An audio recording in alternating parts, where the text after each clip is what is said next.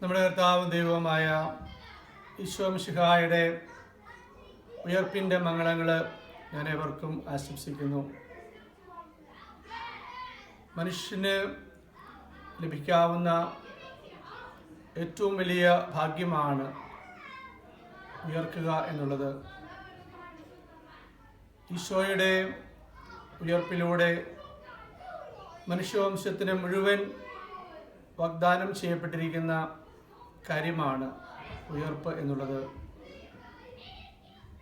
സുവിശേഷങ്ങളിൽ നമ്മൾ കാണുന്നുണ്ട് ലാസറിനെ ഈശോ ഉയർപ്പിക്കുന്നത്, നായിമിലെ വിധവയുടെ ചെറുപ്പക്കാരനായ മകനെ ഉയർപ്പിക്കുന്നത്, ജൈറോസിൻ്റെ മകളെ ഉയർപ്പിക്കുന്നത്.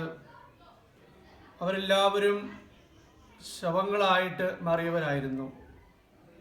അവർക്കെല്ലാവർക്കും വീണ്ടും ജീവൻ ലഭിക്കുന്നു. അവർ മാനുഷികമായ ജീവിതത്തിലേക്കാണ് തിരിച്ചു വന്നത്. കുറച്ച് വർഷം കൂടെ ജീവിച്ച് അവരെല്ലാവരും മരിച്ചുപോയി. എന്നാൽ നസ്രാനായ ഈശോ മരിച്ചവരിൽ നിന്ന് ഉയർത്തു എന്ന് പറയുമ്പോൾ തിരിച്ചു വീണ്ടും മാനുഷിക ജീവനിലേക്ക് വന്നു എന്നല്ല അർത്ഥമാക്കുന്നത്. മറിച്ച് വളരെ വ്യത്യസ്തമായ ഒരു ലോകത്തിലേക്ക്, ദൈവീക ലോകത്തിലേക്കാണ് ഈശോ പ്രവേശിച്ചത്. ഈശോയുടെ ജീവൻ ദൈവീക ജീവനാണ്.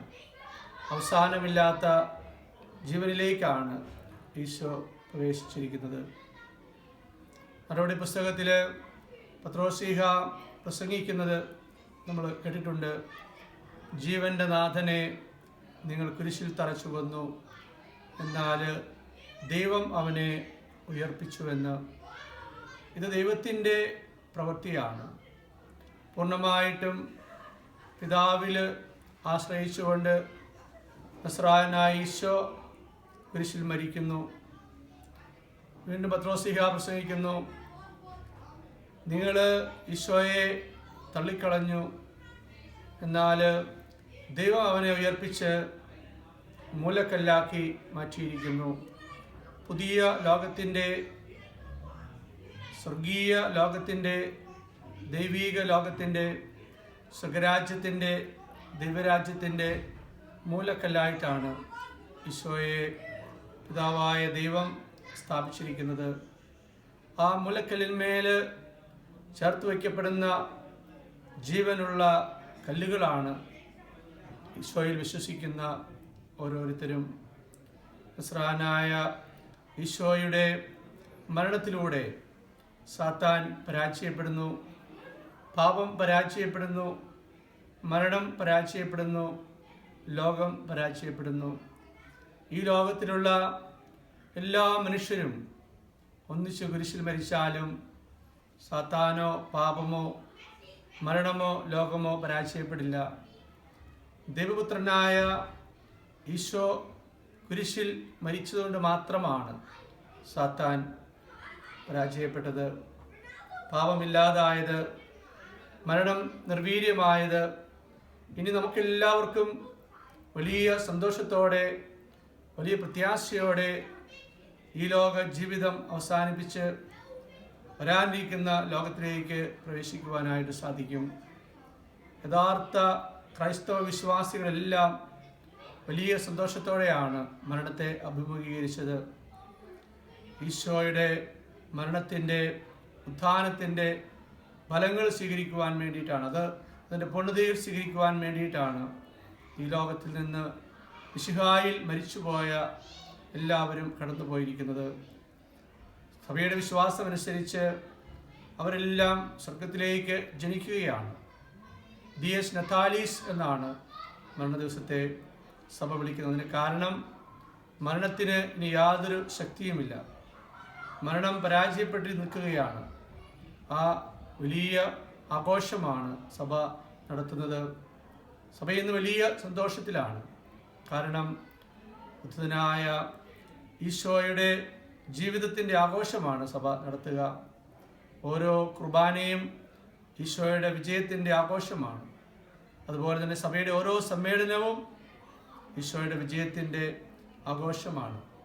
നമുക്ക് നിരന്തരം ആഘോഷിക്കുവാനായിട്ട് സാധിക്കട്ടെ. പത്രോസ്ലീഹ താബോർ മലയിൽ വെച്ച് പറയുന്നുണ്ട്, നാം ഇവിടെയായിരിക്കുന്നത് നല്ലതാണ് എന്ന്. കാരണം പത്രോസ് അനുഭവിക്കുന്നത് ഉദ്ധിതനായ കർത്താവിനെയാണ്. ഉത്ഥാനത്തിൻ്റെ മുന്നാസ്വാദനമാണ് താബോർ മലയിൽ നമ്മൾ കാണുന്നത്. ഉദ്ധിതനായ കർത്താവിനോട് കൂടെ ആയിരിക്കുന്ന എല്ലാവരും സന്തോഷിക്കും. ഒരു ക്രിസ്ത്യാനി ആയിരിക്കുക എന്ന് പറഞ്ഞാൽ അവന് റിസ്ക് ഉണ്ട് എന്ന് പ്രസിദ്ധ വചന പ്രഘോഷകനായ എർമസ് റോങ്കി പറയുന്നുണ്ട്. ആ റിസ്ക് അവനെപ്പോഴും സന്തോഷമുള്ള വ്യക്തിയായിരിക്കും, അവളെപ്പോഴും സന്തോഷമുള്ള വ്യക്തി ആയിരിക്കും എന്നുള്ളതാണ്. ഉദ്ധാനം ചെയ്ത കർത്താവിൻ്റെ സാന്നിധ്യമാണ്, ഉദ്ധാനം ചെയ്ത കർത്താവിനോടുള്ള കൂട്ടായ്മയിൽ മാത്രമാണ് നമുക്ക് സന്തോഷിക്കുവാൻ സാധിക്കുന്നത്. യഥാർത്ഥമായ സന്തോഷം, യഥാർത്ഥമായ സമാധാനം, യഥാർത്ഥമായ ജീവൻ അത് ഉദ്ധാനം ചെയ്ത ഈശോ നൽകുന്നതാണ്. ഗേബെട്ടൽ സുറമലബാർ രൂപത നിലവിൽ വന്നതിന് ശേഷമുള്ള ആദ്യത്തെ ഉയർപ്പ് തിരുനാളാണ് നമ്മൾ ഇന്ന് ആഘോഷിക്കുന്നത്. ഒരു മെത്രാൻ എന്ന നിലയിൽ, ശ്രീഹന്മാരുടെ പിൻഗാമി എന്ന നിലയിൽ എൻ്റെ ഏറ്റവും പ്രധാനപ്പെട്ട ദൗത്യം ഉദ്ധാനം ചെയ്ത ഈശോയ്ക്ക് സാക്ഷ്യം വഹിക്കുക എന്നുള്ളതാണ്. ഉദ്ധാനം ചെയ്ത ഈശോയ്ക്ക് നമുക്കെല്ലാവർക്കും സാക്ഷ്യം വഹിക്കാം. അതിനുള്ള അനുഗ്രഹവും കൃപയും അഭിഷേകവും നമുക്കെല്ലാവർക്കും ലഭിക്കട്ടെ എന്ന് ഈ അവസരത്തിൽ ഞാൻ പ്രത്യേകമായിട്ട് പ്രാർത്ഥിക്കുകയും ചെയ്യുന്നു.